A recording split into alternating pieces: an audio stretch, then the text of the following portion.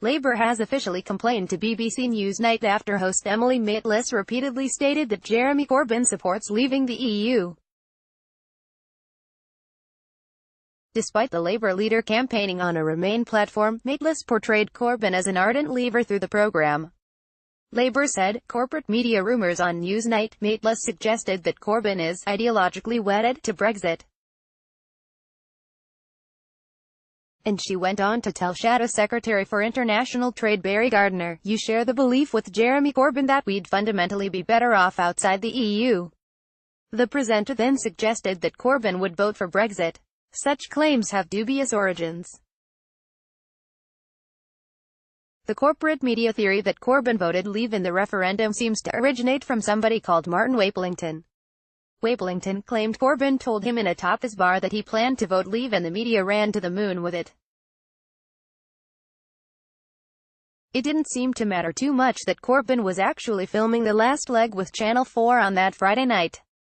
Evidence: the media ignored Labour during the EU referendum, but the data shows that the BBC is actually partly to blame for the Labour leader's lack of voice during the referendum. The New Statesman conducted analysis into media coverage of the EU referendum. The outlet analysed the main evening bulletins on Channel 5, 5 p.m, Channel 4, 7 p.m, the BBC, ITV, and Sky News, 10 p.m. And the findings showed that, while the broadcasters balanced Remain and Brexit voices, 71.2% of political sources were from the Conservative Party, compared to just 18.4% from Labour. And the New Statesman noted, this cannot be blamed on Jeremy Corbyn's alleged reluctance to participate in the campaign.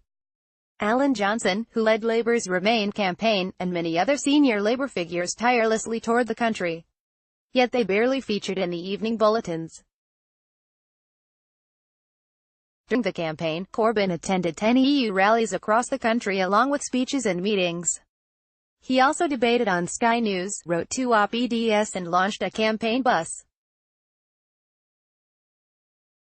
And the grassroots Corbyn supporting organisation Momentum mobilised the 100,000 registered supporters it had at the time to campaign for Remain, allowing lies to spread about the EU. The New Statesman's research also showed that the broadcast media didn't just marginalise progressive arguments.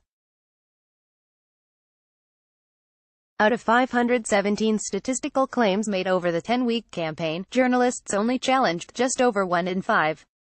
Partisan pitches from politicians and journalists also marginalized independent sources with expert knowledge.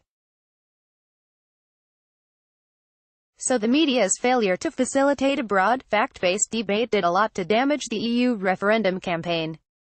And the BBC played a big role in that, treating the referendum as a war between 2 factions of the Conservative Party. Yet here the public broadcaster is trying to blame Corbyn for Brexit. It's propaganda, pure and simple. Get involved. Join the canary, so we can keep holding the powerful to account. Featured image via BBC Twitter.